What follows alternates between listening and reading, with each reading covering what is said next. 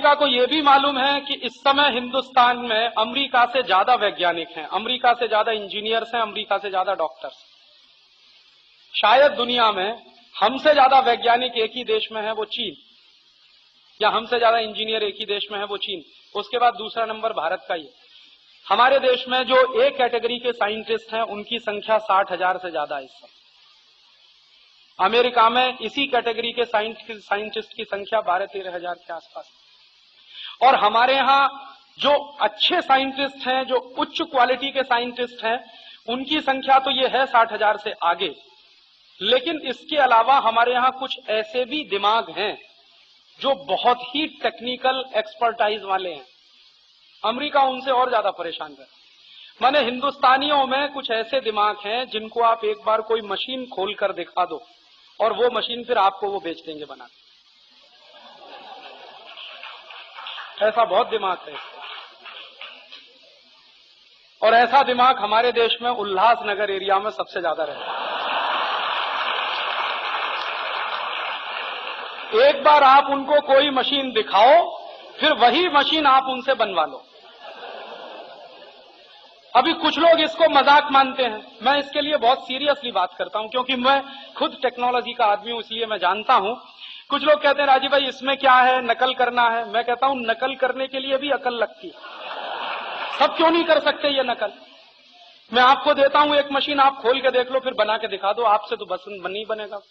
आपने तो एक बार खोल दी तो उसको जोड़ना भी नहीं आएगा कि कौन सा नट कहां लगाना, कौन सा बोल्ट कहां लगाना। ऐसा दिमाग है इस देश में। एक तो ये उल्लासनगर के एरिया में बहुत ऐसा दिमाग है, पंजाब के इलाके में, लुधियाना के आसपास, जलंधर के आसपास ऐसा बहुत दिमाग है। ऐसा ही गुजरात में, सौराष्ट्र के इलाके में ऐसा बहुत दिमाग। एक मैं ऐसे गुजराती भाई से मिल चुका हूं जो सौराष्ट्र के रहने वाले हैं। वो कभी एक डीजल इंजन लाए थे, कभी पता नहीं कब लाए थे, और आज वो बना बना के बेचते हैं अमेरिका में और यूरोप में। कभी वहां से वो डीजल इंजन लाए थे अमेरिका से, और आज वो बना बना के एक्सपोर्ट करते। और आप सुनेंगे तो वो किसी स्कूल में पढ़ने नहीं गए, उनके पास इंजीनियरिंग की कोई डिग्री नहीं है, लेकिन दिमाग उनका इतना चलता है कि वो कुछ भी ऐसा कर सकते। मैंने एक ऐसे भाई को देखा राजकोट में, वो 8वीं में फेल हुआ किसी स्कूल में, फिर उसने स्कूल जाना बंद कर दिया। फिर वो किसी उस्ताद के पास जाने लगा, उस्ताद माने जो उसको सिखा सके ये सब हुनर।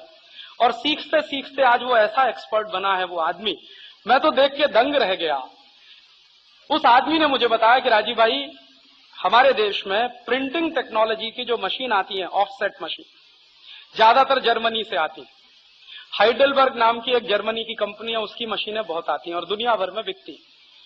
तो एक बार उस आदमी ने उस कंपनी की मशीन को खोलकर देखा, और देखने के बाद बिल्कुल वैसी ही मशीन उसने राजकोट में बनाई। हाइडेलबर्ग कंपनी अगर उस मशीन को 4 करोड़ में बेचती है तो वो आदमी उसको 40 लाख में बना के देता,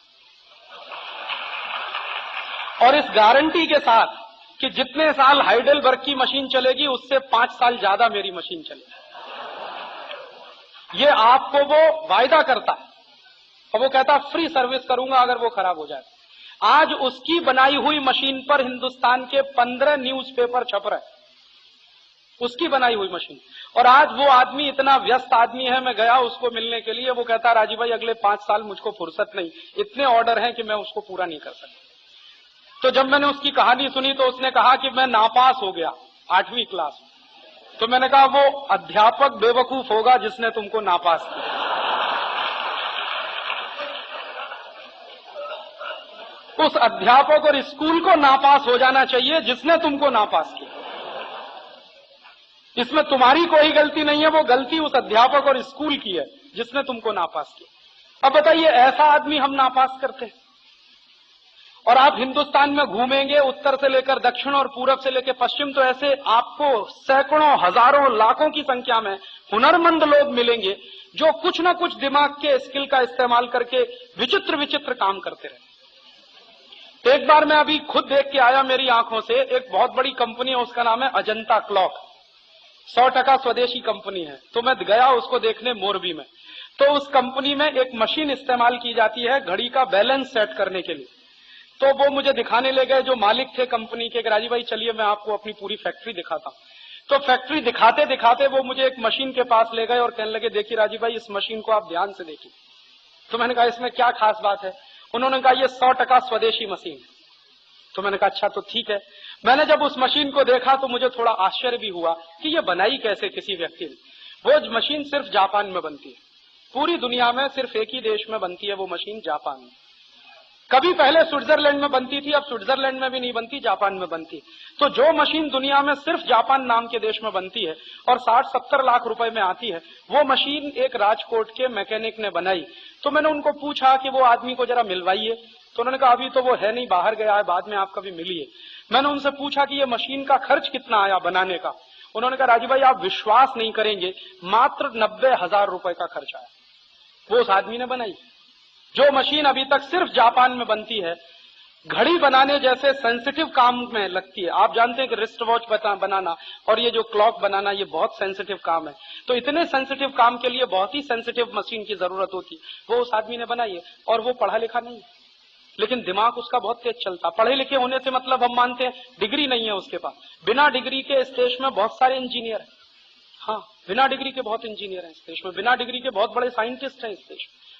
ऐसे तमाम तरह के खोजी दिमाग के लोग इस देश में हैं। अमेरिका इनसे घबराता, क्योंकि इन सब की संख्या अगर गिनी जाए तो इतना बड़ा टेक्निकल एक्सपर्टाइज हमारे पास है, इतना बड़ा टेक्निकल मैन पावर हमारे पास है, जिसके बारे में कभी दुनिया का कोई देश कल्पना नहीं करता। ये तो हमारे देश के नेताओं की बेवकूफ भरी नीतियां हैं, जिसके चलते हमारे देश में ये जो टेक्निकल माइंड क्लास है, इसका कोई बहुत प्रमोशन नहीं होता या इसको समाज में इज्जत नहीं मिलती। अन्यथा तो हिंदुस्तान को असली तकनीकी देने वाला क्लास यही है। तो अमेरिका इनसे घबराता, और ये क्लास चीन में भी, तो इसलिए अमेरिका चीन से भी घबराता।